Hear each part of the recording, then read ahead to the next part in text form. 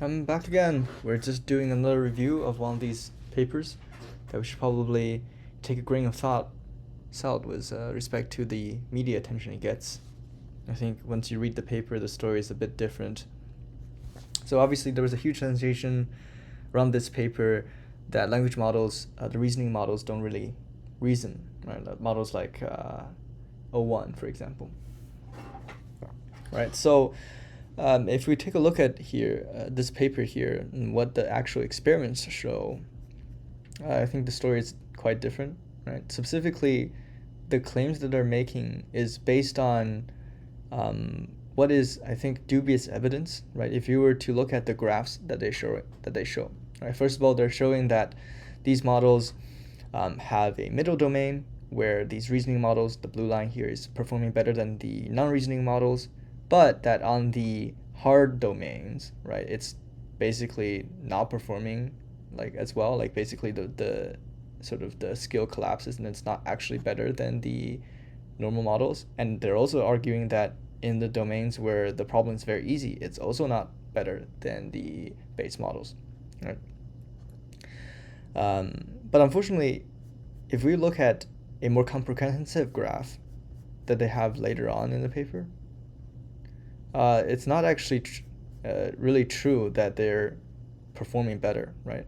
That they're not performing better than the base models. Like if you look at this graph here, all right, let's start with river crossing, right? Okay, first of all, it's already suspect that they don't have a easy, like sort of domain for river crossing. But look, for the hard domain, they're just both models are being reduced to random, right? Like this does not indicate that the base model is better than the reasoning model, right? Same thing here, reduced random.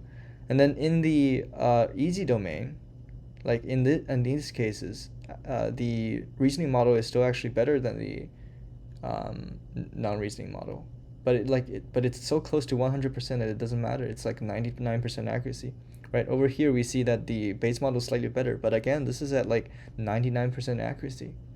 It just means that like it doesn't require the reasoning model's capabilities in order to succeed and basically win at this task no matter what, right? And same thing here. Like what is this? There's like basically zero difference here. I think in this case there is actually no difference between the performance of the base model and the reasoning model, right? And this is not like surprising. It's not like, oh, the reasoning model is somehow like not as good, or like just not qualitatively different from the base model. It's just that the task is just too easy, so both of them can solve it, right? The only, but I do think they make somewhat of an interesting point, right, where they say that, hey, actually, when you give the model hard tasks, the reasoning model actually starts thinking less, right? And then when you're dealing with easy tasks, it does think more, but even though it thinks more, it's not actually getting the answer correct because it's like thinking more. It's basically like sometimes it would overthink, right? And then deviate from a right answer to a like wrong answer, right? So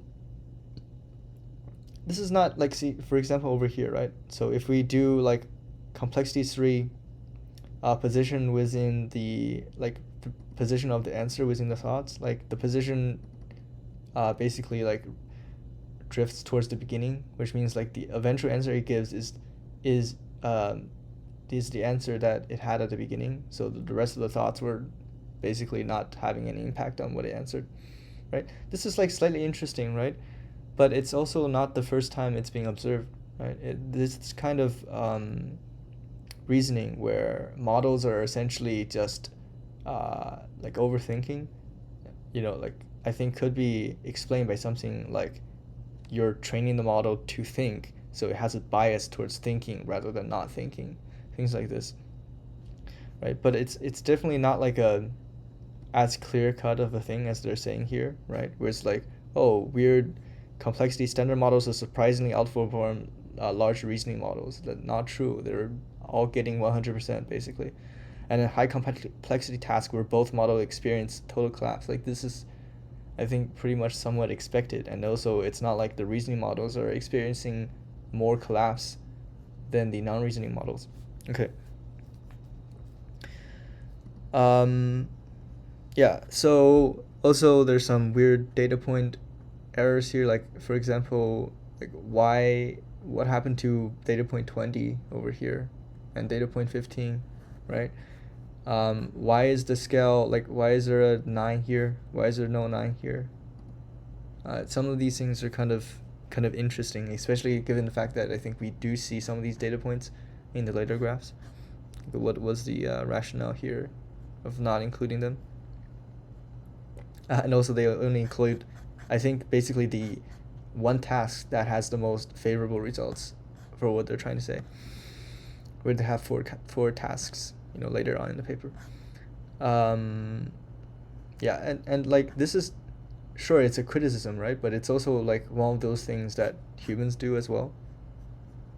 So it's not like an unreasonable thing for it to do necessarily, if it's trained on trying to, you know, on human generated data. But I do agree it's definitely something that should be fixed, like this sort of overthinking and fixation on early responses. Yeah. So then they're arguing something, I think, uh, that requires some explanation of their metrics, right? So in this graph here, they're showing this sort of pass at k metric, right? This is like a very interesting metric, right? Because you have to understand it, right? The pass at k means you ask the model the same question k times, right? And then if the model gets it right one time out of these k times, right, then the model is considered to be correct on that answer, right? There's some like slightly more complicated math in order to estimate this in like a sort of unbiased way, right? But this is like sort of the idea of the metric, right? And it's like pretty clear that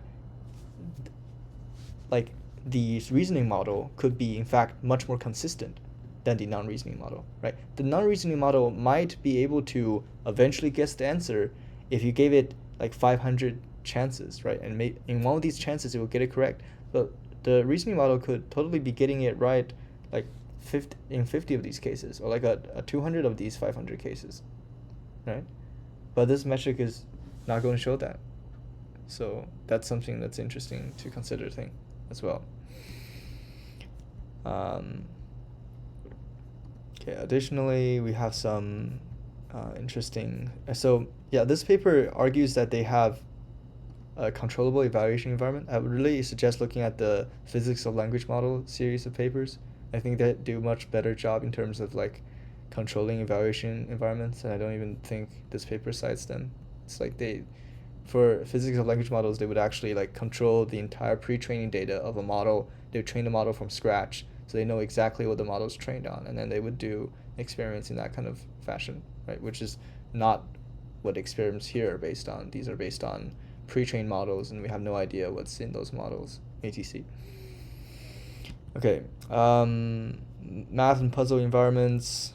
Okay, right. Then again, I mentioned that PASA-K metric. This is the formula for it. Right. Okay.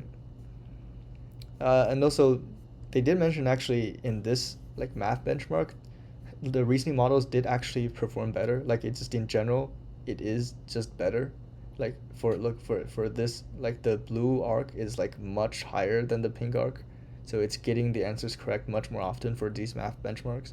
But then they basically say, hey, you know what? I think this environment's not controlled enough, so I'm not going to consider these results, right? Like this basically this shows clearly that reasoning models do something, that's beyond what the non-reasoning models are able to accomplish, right? Even if you were to sample them a lot, right?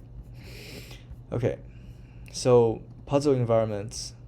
So these are the 4 puzzles they considered. Like it's pretty standard environments. You can pause the video if you want to consider them, but it's pretty like basically like logical puzzles, things like this, which I think are fairly limited, like in terms of like practical application, but they are interesting and they're scalable, which is why I assume they chose them. Okay, already covered this figure. Yeah. So figure 5. We've got another passive K comparison.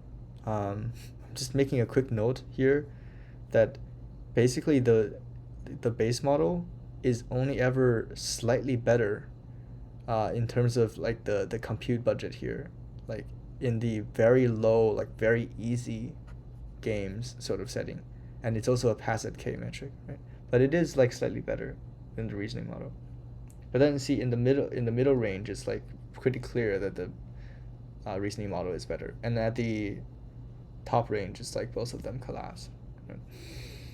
Um, but I think it's interesting to note that this thing is not like a gradual drop where then we see any sort of like base model performing slightly better than reasoning model. It's just like they both become like zero, and also like the reasoning model is just, I assume, always stays ahead of the non-reasoning model. That's my assumption. Okay.